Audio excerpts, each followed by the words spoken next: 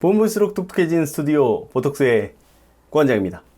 지난 영상에서 예고 드렸다시피 오늘은 이 책 아빠의 첫 돈 공부를 읽고 여러분께 꼭 말씀드리고 싶었던 이야기를 해보려고 합니다. 이번 영상을 클릭하셨다면 두 가지였겠죠. 제목만 보고 일단 공감하셨거나 이거 무슨 개소리를 하려고 영상을 찍었나? 어디 한번 보자. 저도 책은 얼마 전까지만 해도 근로소득이 숭고한 것이고 불로소득은 나쁜 것이다, 이렇게 이분법적으로 생각을 했는데 이번 책을 읽으면서도 다시 한번 이 생각이 깨지게 된 것 같습니다. 이 책에서는 대기업을 18년 동안 다니던 저자가 어떻게 경제적 자유를 얻게 되었는지에 대해 이야기한 책이고, 돈에 대한 공부가 왜 필요하고 어떤 식으로 돈을 벌게 되었는지에 대해서 이야기한 책입니다. 첫 돈 공부라고 이야기한 것처럼 경제적인 이야기를 마치 아이에게 설명하듯 쉽게 풀어놔서 제가 퇴근 후에 슬슬 읽어도 며칠 만에 읽을 수 있었던 가벼운 책이었지만 전하고자 하는 메시지는 저에게 결코 가볍지 않았습니다. 책에선 금리, 인플레이션, 레버리지 같은 원리에 대한 이야기를 하고 있습니다만 부동산, 주식, 환테크 등 구체적으로 어떻게 돈을 벌었는지에 대한 구체적인 사례와 경험에 대해서도 이야기하고 있습니다. 그런데 앞에서 말했던 저런 예시들을 잘 생각해보면 불로소득 아닌가요? 저런 게 땀 흘려 번 근로소득입니까? 여기서 우리나라의 특이한 몇 가지 특징을 꼬집고 싶은데요. 첫 번째, 사람들이 돈에 대해 부정적이다. 이게 약간 유교 사상이 남아있어서 그런 건지 선비 같은 그런 면이 좀 있어요. 돈은 뭐랄까 천박하고 부정적이라고 생각을 하는 것 같은데 이런 거 있잖아요. 어르신이 돈을 주시거나 이러면은 대부분 사양으로 시작을 하잖아요. 이런 걸 다. 아니에요. 넣어두세요. 이런 상황들 많이 겪어보셨죠? 사실 여기서 돈 싫어하는 사람들이 있나요? 최근엔 분위기가 좀 바뀐 것 같긴 한데 여전히 돈에 대해 솔직하지 못한 부분이 있는 것 같습니다. 두 번째, 남 잘 되는 거 못 본다. 한국인들은 유심히 살펴보면 자기가 잘 되는 것보다 남이 안 되는 걸 더 좋아하는 것 같아요. 다른 나라에 비해 나라가 좁고 특히 수도권의 인구 밀도가 높으며 통신이 매우 발달한 환경 탓이라고 해야 될까요? 아니면 오지랖이 넓다고 해야 되나, 하여간 남들 눈치 상당히 많이 보는 것들이 있죠. 유독 연예인 사생활에도 사사건건 참견도 많고 댓글 같은 거 보면 전 국민이 하여간 정의의 사도예요. 저도 솔직히 이런 거에 자유롭지는 못하겠지만 좀 과한 부분이 있는 것 같습니다. 그래서 제가 무슨 말을 하고 싶냐면 자기가 그냥 열심히 살고 앞가림 하면 되는데 이렇게 남들 보고 있다가 남이 좀 잘 된다 싶으면 뭐라도 꼬투리를 잡는 거, 이런 거 있죠. 오죽하면 사촌이 땅을 사면 배가 아프다는 옛말이 있겠습니까?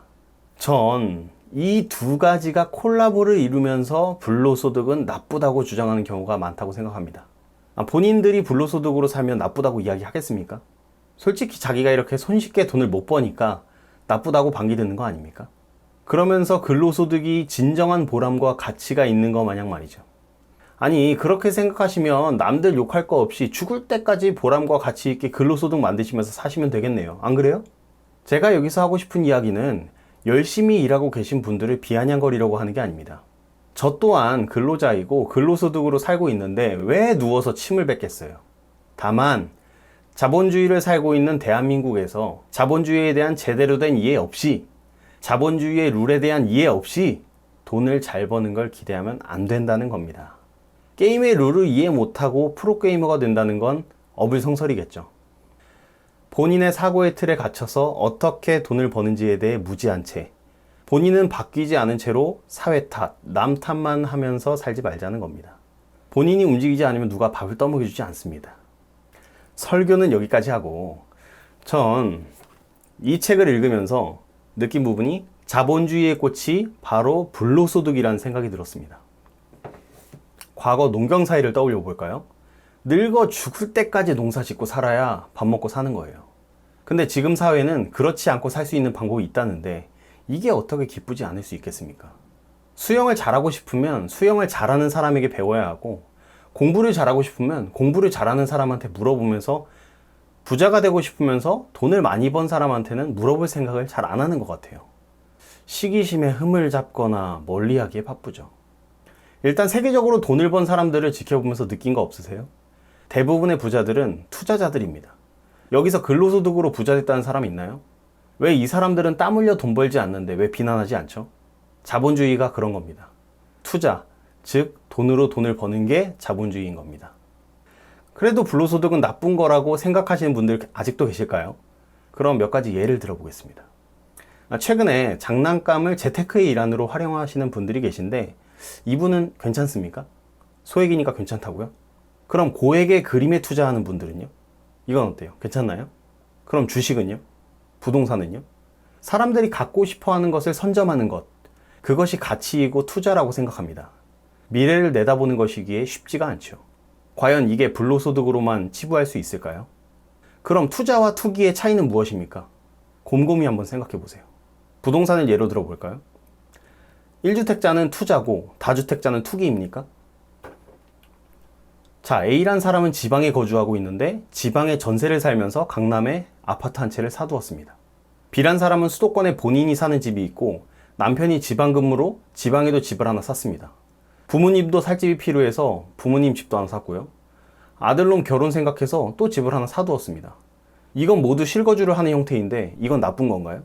이렇게 투자와 투기의 경계를 찾기란 쉽지 않고 불로소득, 투자는 나쁜 거다라는 생각, 이 틀을 깨지 않으면 평생 불로소득 욕만 하다가 인생이 아마 끝날 겁니다.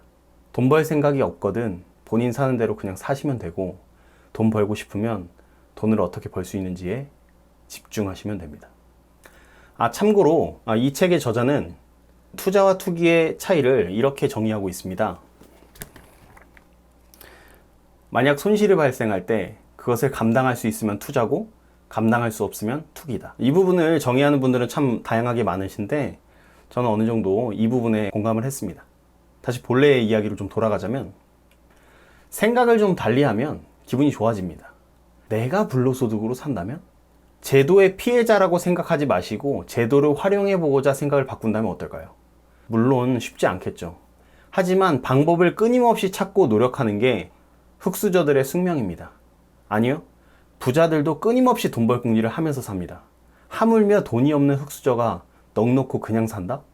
본인이 미래를 포기한 꼴이니 미래가 어떻든 제발 본인 탓하고 사세요.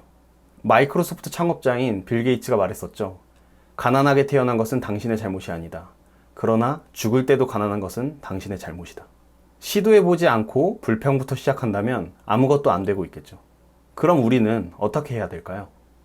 이 책의 마지막 챕터에서는 내가 사회 초년생이라면 어떻게 할 것인지 적어둔 챕터가 있습니다. 책의 사실상 서머리라고 할 수 있겠는데요. 매우 간단한 3단계로 정리하고 있는데 1단계, 자영업 혹은 근로소득을 통해 현금의 흐름을 만든다. 제가 앞에서 마치 근로소득이 보잘것없는 것처럼 자극적으로 말은 했지만 흙수저라면 꼭 필요한 스텝이라고 저자는 말하고 있습니다. 2단계, 절약과 저축을 통해 시드머니를 마련한다. 네, 사람들이 너무나도 싫어하는 절약에 대한 이야기가 나옵니다. 이 관련해서는 저도 추가적으로 영상을 만들 텐데요. 그 영상 참고 부탁드리고요. 참고로 전 요즘에 돈 쓰는 게 그닥 재밌지 않다고만 말하고 넘어갈게요. 3단계, 투자를 통해 돈을 불린다. 이렇게 요약을 했습니다. 참 간단하죠? 말은 참 쉬운데 그 중간중간에 저자는 이야기합니다. 돈을 모으는 과정 동안 꼭 돈을 불릴 수 있는 공부를 하라 라고. 그럼 이 저자는 절약을 통해 모은 돈으로 처음 언급하는 투자처는 무엇이었을까요? 바로 내 집 마련이었습니다. 방법과 그 이유에 대해서는 구체적으로 책을 읽어보시면 될 것 같고요. 책을 읽어본 저로서는 이 부분에 많은 공감을 했습니다. 오해는 없었으면 좋겠는데요. 저나 저자가 부동산 불패론자여서가 아니고요. 공교롭게 최근에 제가 집을 매매하기도 했는데요. 이유가 이 저자의 생각과 제가 참 비슷했던 것 같은데 그 이유에 대해서 바로 다음 영상을 통해 말씀드리도록 하겠습니다. 다음 영상 기대되신다면 구독과 좋아요 부탁드립니다. 이번 영상을 통해 불로소득에 대해 다시 생각해보는 시간이 되었길 바라면서 그럼 다음엔 더 재밌고 유익한 영상으로 찾아뵙도록 하겠습니다. 그럼 그때까지 굿바이.